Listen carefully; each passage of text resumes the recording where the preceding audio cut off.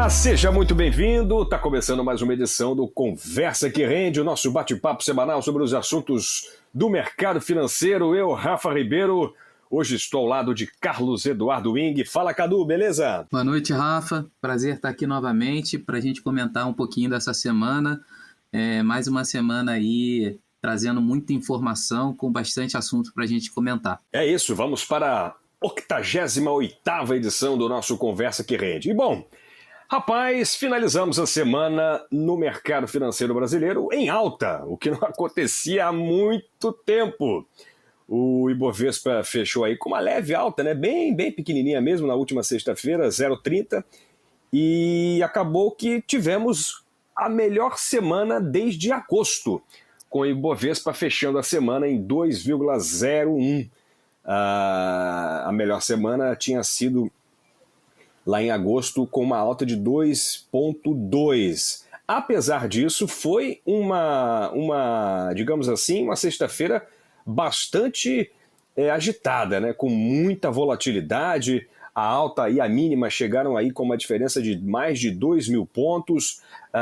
Tivemos payroll nos Estados Unidos, que também não foi tão legal, derrubou as bolsas lá mundo afora, a Europa fechou negativo, Estados Unidos também.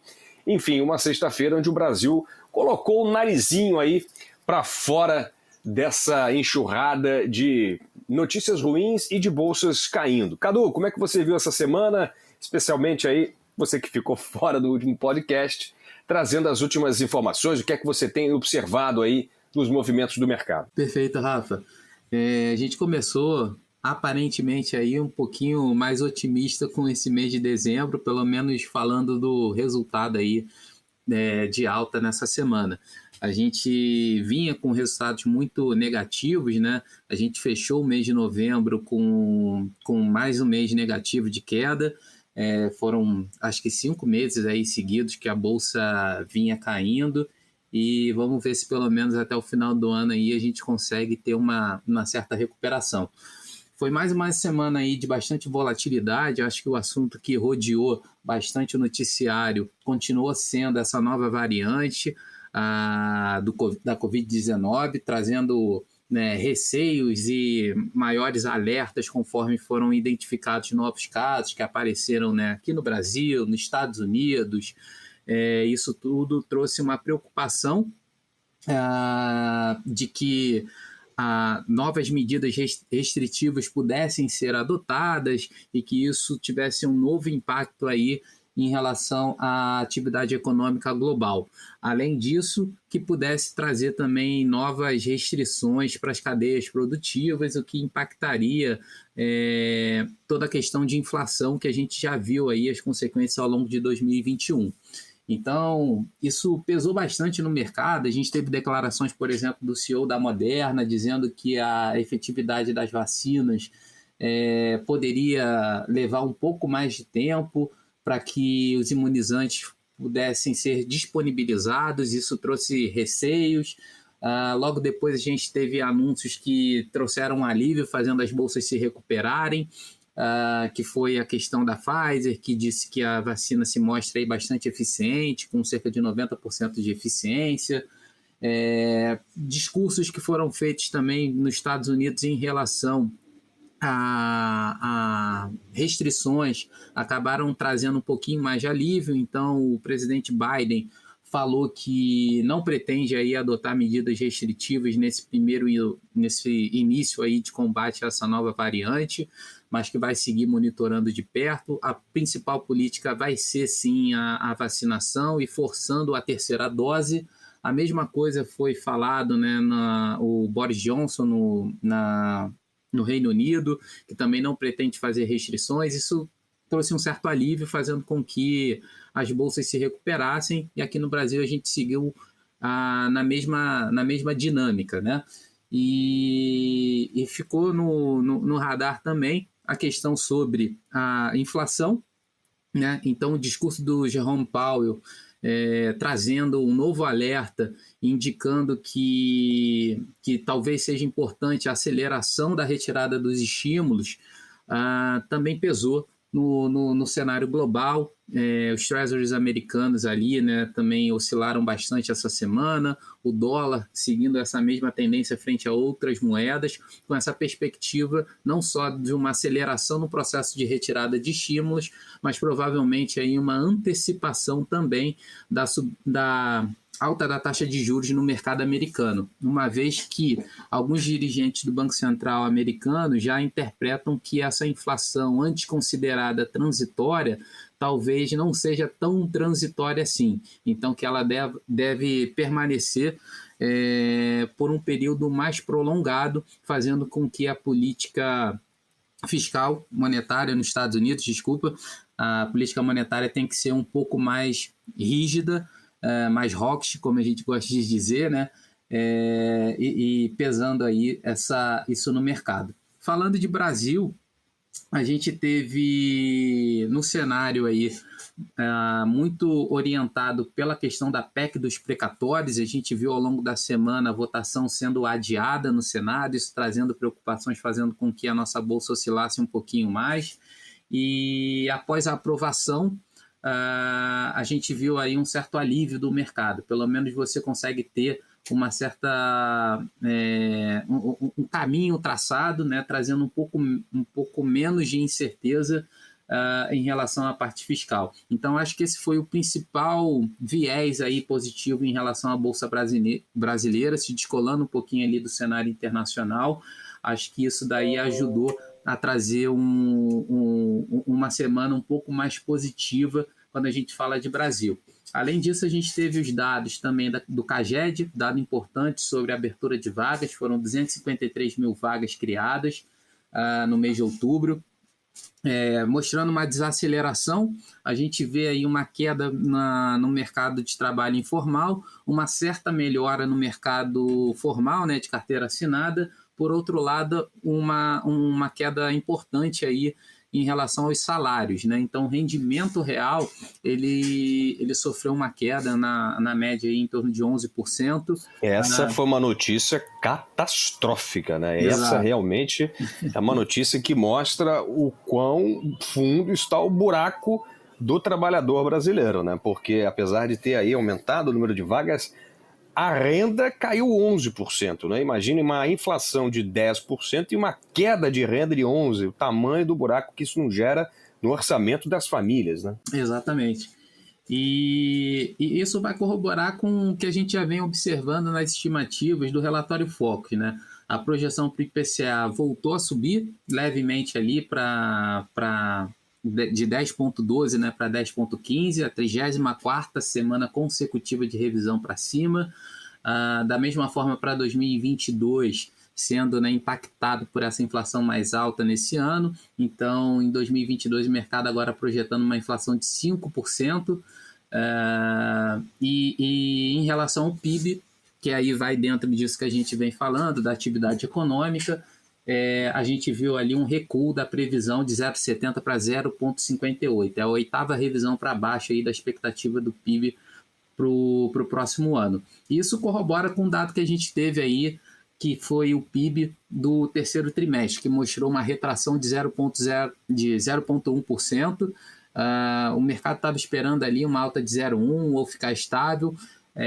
A gente entrou numa recessão técnica e o que foi surpreendente nesse dado foi que o setor de agronegócio, né, agropecuária, foi o que sofreu um tombo relevante. Isso pode estar associado com a questão climática, né, que acabou prejudicando a parte da safra brasileira e que levou o PIB para baixo. É importante a gente destacar nesse aspecto, porque os setores que vinham, né, sendo como motores do crescimento econômico no Brasil, vinha na expectativa, né, do setor agropecuário, obviamente que vinha bem, e o outro era a expectativa do setor de serviços, que a gente comentou há 2 semanas atrás que o dado também frustrou.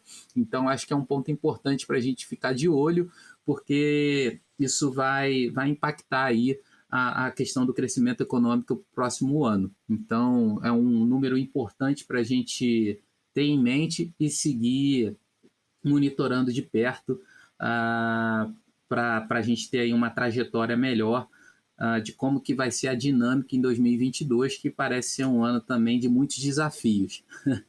E, além disso, né, acho que o dado importante você já comentou aqui, mas só para ressaltar, você falou do payroll que saiu hoje nos Estados Unidos, acabou frustrando o mercado. A expectativa era uma Exatamente. criação de 550 mil vagas de empregos, e esse número ficou em 210 mil. Isso fez com que o mercado tombasse lá fora, Bolsa Americana recuando, as bolsas inverteram, a Bolsa Brasileira, que também vinha aí com uma performance um pouquinho melhor no início do dia, chegando a subir cerca de 2%. A gente acabou perdendo um pouquinho do fôlego, mas ainda fechamos no campo positivo. E acho que, por último, também é importante a gente falar dos dados de petróleo, que a OPEP cedeu um pouquinho aí as pressões dos Estados Unidos, e para janeiro, já do início do ano que vem, eles decidiram aumentar em 400 mil barris por dia na produção de petróleo. Isso deve trazer um alívio aí no preço dos combustíveis, pelo menos de curto prazo. Essa decisão ela pode ser revista a qualquer momento, já que a gente passa, né, por essas incertezas econômicas, mas acaba sendo aí um ponto de alívio. A gente viu o preço do petróleo que no início do ano rondava ali os $60 o barril, chegou a 86 e agora voltou ali para o patamar de mais ou menos 72, 73. Então pode ser que isso ajude um pouquinho nesse combate à inflação, que tem sido um efeito global, né? No Brasil a gente tem Exato. algumas especificidades que adicionam ainda mais pressão inflacionária, mas a gente sabe que é um fenômeno que vem ocorrendo em todas as economias. E, por exemplo, pressão ainda mais no dólar, né, que é, sem dúvida, um dos combustíveis desta inflação. O dólar ele fechou a última sexta-feira em alta de 0,35%, vendido a R$ 5,68, o maior valor em mais de 7 meses, desde 13 de abril, quando a moeda americana atingiu R$ 5,71. E olha, é importante, né, esse número, porque, como o Cadu bem mencionou, o real ele tem perdido valor ao longo do tempo, né? E só para se ter uma ideia, o payroll veio muito abaixo da expectativa, o que faz com que a moeda americana caia, né?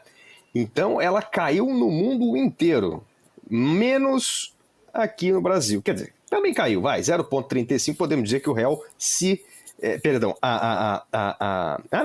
correto, tá certo. A moeda, ela se valorizou, sendo que, na verdade, no mundo inteiro, ela perdeu valor. Somente aqui no Brasil é que ela chegou a 0,35 de alta, né? Ou seja, temos realmente muitos problemas internos aqui para que essa inflação seja realmente controlada, administrada e, claro, rebaixada. E isso não é somente culpa da moeda americana, não. É um monte de coisa aqui dentro que estão erradas e que fazem com que os investidores, claro, tirem o dinheiro daqui e levem para outros lugares. E aí, Cadu, eu queria tocar num assunto com você, de uma informação que saiu também nesta última sexta-feira, de que a Bolsa Brasileira foi a segunda pior bolsa entre dezembro de 2020 e novembro de 2021. Um recuo de 14,4%. Ou seja, somos vice da Venezuela, a bolsa que caiu 99%.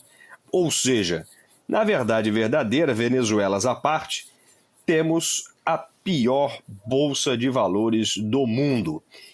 E aí, Cadu, isso não pode ser colocado somente na conta da Covid, né? Tem muita coisa aí por trás que está puxando os ativos do Brasil lá para baixo. Com certeza.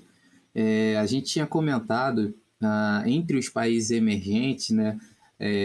A gente chegou a ser a pior bolsa, a gente comentou algumas semanas atrás, e obviamente que alguns impactos estão relacionados sim com a pandemia, mas a gente viu que boa parte das bolsas ao longo do ano, né, principalmente ali a partir do segundo semestre, mostraram uma recuperação bastante significativa. E a Bolsa Brasileira ela vinha se descolando do restante do mundo há bastante tempo. E isso está diretamente relacionado a questões internas e particulares do Brasil. Boa parte dessa pressão negativa, né, e de venda, ela tá correlacionada com o nosso aspecto, com toda a questão política e fiscal.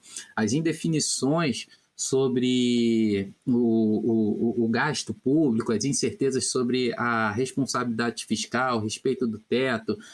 Um ponto que é importante falar, acabei não comentando aqui, mas acho que deve estar na cabeça aí de todo mundo que está no noticiário. Essa aprovação do Senado, ele manteve aquela alteração sobre a correção do teto de gastos, né? Que adiciona ali por uma questão de calendário mesmo, né? Uma verba, um orçamento um pouco maior para o ano que vem, que a gente sabe que é um ano de eleição, costuma ser os anos que todo o governo aumenta gasto, né, para tentar fazer o seu lobby político e angariar votos ali para os candidatos ali que querem ser reeleitos, né? E isso traz, sim, um risco dentro de um ambiente de muita polaridade também. E isso vem pesando muito no Brasil, né? Porque isso pressionou a nossa moeda, né? Então o real desvalorizou bastante diante dessas incertezas.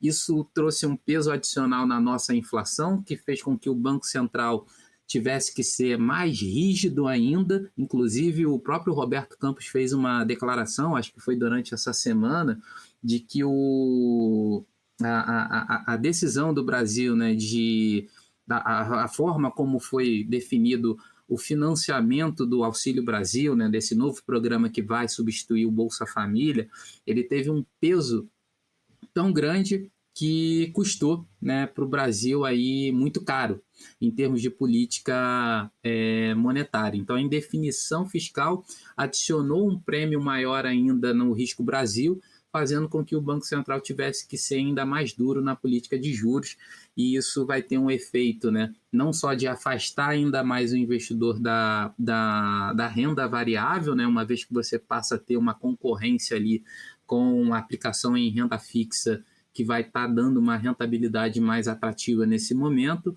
mas ao mesmo tempo isso também gerou um peso sobre a própria inflação, né, pelo efeito do câmbio. Então, tudo isso somado formou essa conjuntura, fazendo com que a nossa bolsa tivesse essa queda bastante acentuada. Ali por volta de julho, acho que lá pelo dia meados de julho mais ou menos, a gente rondava nos 130 mil pontos. E nessa semana a gente voltou para a mínima do ano ali, se aproximando dos 100 mil pontos, né? Então foi mostra aí essa queda bastante expressiva que a gente viu aí nos últimos 4 meses, mais ou menos. E o interessante é que você citou Roberto Campos Neto, né, o presidente do Banco Central. O interessante é que o ministro Paulo Guedes deu declarações essa semana dizendo que basicamente está tudo às mil maravilhas, né? É impressionante a desconexão com a realidade que o ministro da Economia está nesse momento. A gente tem dados econômicos cada vez piores, relatórios focos diminuindo cada vez mais a projeção do PIB brasileiro. Tivemos dados da produção industrial em queda mais uma vez. O Brasil teve um PIB no terceiro trimestre 0,1 negativo, ou seja, recessão técnica, e o Paulo Guedes achando que está tudo beleza, né? É isso que eu acho, Cadu, que acaba colocando mais preço no Brasil, né? Porque você percebe que o discurso ele é completamente diferente da prática, né? Você olha a economia real, é muito mais profunda a crise que o Brasil está se metendo na economia. Eu, semana passada, chamei a atenção que a inflação está batendo os 10%, mas se a gente for pensar e analisar com mais detalhes, a inflação como um todo, ela é composta de vários itens, né? A inflação dos alimentos já bateu 22%. Então, assim, você percebe que está doendo no bolso do brasileiro de uma maneira muito sensível, muito pesada. E aí essa discussão da PEC dos precatórios para fazer o Auxílio Brasil um pouco mais turbinado leva o investidor a olhar toda essa conjuntura, a maneira que isso é produzido de uma forma muito negativa. Sobe-se o dólar, sobe-se os juros, afasta-se investimento, sobe a inflação, né? Então, essa ciranda que o Brasil se meteu, que está complicado de sair, né, Cadu? Com certeza. E a gente viu os efeitos disso na própria Bolsa, né? Porque quando a gente vai olhar para as empresas em si, e entra naquilo que eu já falei aqui algumas vezes, a gente sabe que a Bolsa tá em níveis muito baixos e de certa Tá forma... barata, como a gente gosta de dizer, né? Exatamente. De certa forma, barato. Por quê? Quando a gente vê o resultado das empresas, a gente percebe que a lucratividade delas tem sido maior nesse terceiro trimestre, né? E provavelmente nesse quarto também ainda vai se manter acima dos níveis que a gente tinha pré-pandêmicos, né? Ou seja, comparando com o mesmo resultado lá em 2019, fora que as empresas conseguiram aí reduzir muito a alavancagem, então em termos de endividamento, hoje elas estão muito mais saudáveis do que elas estavam em 2019. A gente ainda tem um adicional do câmbio, né? Que se a gente for olhar para as empresas comparando elas em dólar, isso traz ainda mais desvalorização, né? Elas estão mais baratas ainda, e ainda assim a gente vê que o Brasil foge um pouco do radar aí dos investidores internacionais quando a gente olha para países emergentes comparado com outras praças. A gente continua ali sofrendo um pouco, né? Sofrendo bastante, para falar a verdade. Cadu, sofrendo bastante. Olha, para você ter uma ideia, olha só a discrepância. Os BRICS tiveram uma valorização de 7% de novembro de 2021 a dezembro de 2020, né? De dezembro a novembro. 7%. Nós estamos em menos 14%. Ou seja, a gente está muito atrás dos nossos amigos, né? Daquela galerinha que a gente está acostumado a andar. Imagine os ricões, os grandões lá. Ou seja, o Brasil é realmente observado como um local de não investimento, né? Percebe-se muito claramente isso. E aí tem um detalhe muito interessante. O Brasil tem uma dificuldade muito grande de investimento, né? O Brasil não consegue, hoje, nesse momento, financiar o próprio investimento. Então ele precisa do investimento estrangeiro. Ele precisa do investimento privado para que ele consiga melhorar a sua infraestrutura. E quando a gente percebe uma fuga de capitais dessa maneira, a gente não imagina que esses investimentos tão necessários de infraestrutura venham a contento para que a gente consiga transformar de uma maneira mais consolidada o crescimento econômico do Brasil. Sem dúvida, acaba sendo um desafio adicional aí nessa conjuntura política e econômica. Eu vou juntar aí a parte política, que eu acho que é o que mais pesou no aspecto da economia de maneira geral, né? Não só falando da parte da Bolsa, mas quando a gente fala aí sobre todos os impactos, né, que a pandemia ela trouxe e os desafios que o governo de maneira geral tinha para tentar ali aliviar as consequências da pandemia e colocar a economia ali de novo no eixo, né? E olhando assim para frente, o que eu considero? Eu acho sim, continuo dizendo aqui, muita gente me questiona, me pergunta, eu acho sim que está barato e vou voltar a dizer que tem que ter uma visão mais de médio e longo prazo, porque a gente ainda vai passar muito por essa oscilação. E existe um custo de oportunidade nesse caminho que está ficando cada vez maior à medida que a taxa de juros suba. Então, e aí colocando um pouquinho aqui de alguns investidores que me perguntaram, né, sobre a renda variável, se não estava na hora de sair, de trocar, eu continuo dizendo que não, que eu ainda acho que está atrativo e que cada um deve levar em consideração o seu perfil, porque se for algo mesmo que você vai ficar ressentido, vou usar essa expressão, de repente no próximo ano você ter um rendimento na renda fixa superior à renda variável, que pode acontecer diante de todos esses desafios, um ano eleitoral que parece tudo leva a crer que vai ser um ano de muita incerteza e muitos discursos talvez numa linha um pouco mais radical, é melhor ficar na renda fixa. A pessoa vai dormir mais tranquilo, vai ter uma rentabilidade muito melhor do que a gente tinha há um ano atrás. Lembrando aqui que no início do ano a nossa taxa de juros era de 2%, né? Agora, para quem tem um pouco mais de fôlego, pode ser um momento bastante oportuno para você entrar, mas obviamente olhando sim para um período pós-eleição. Então, para quem vai carregar aí esse investimento para pelo menos, no mínimo 2 anos, mas eu ainda teria um horizonte aí de 3, 4 anos. Eu acho que depois que passar, as coisas vão se ajustar e, enfim, os preços devem caminhar um pouco mais para o valor real das empresas. Mas tem muita coisa pela frente, porque juros americanos pode subir um pouco mais rápido que se espera, isso vai tirar um pouco de liquidez do mercado. A Bolsa Americana, que já trabalha em múltiplos muito elevados, se recuar, é claro que isso gera pressão nas economias globais, e aqui não vai ser diferente. Então, a gente tem um caminho bastante desafiador. É bom que todo mundo esteja ciente ali das suas aplicações, que seja alinhado com o perfil e horizonte de investimento de cada um.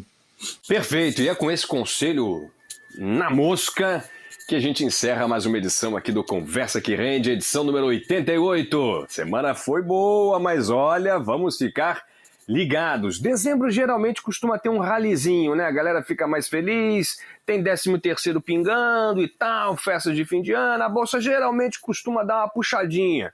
Vamos observar o que vai acontecer com o dezembro na B3. Obrigado, Cadu. Valeu demais. Te espero semana que vem. Grande abraço. Obrigado, Rafa. Obrigado a todo mundo. Bom final de semana a todos. Semana que vem a gente segue aí acompanhando. Tem decisão do Copom sobre a taxa de juros. Vamos ver aí qual que vai ser a medida do Banco Central.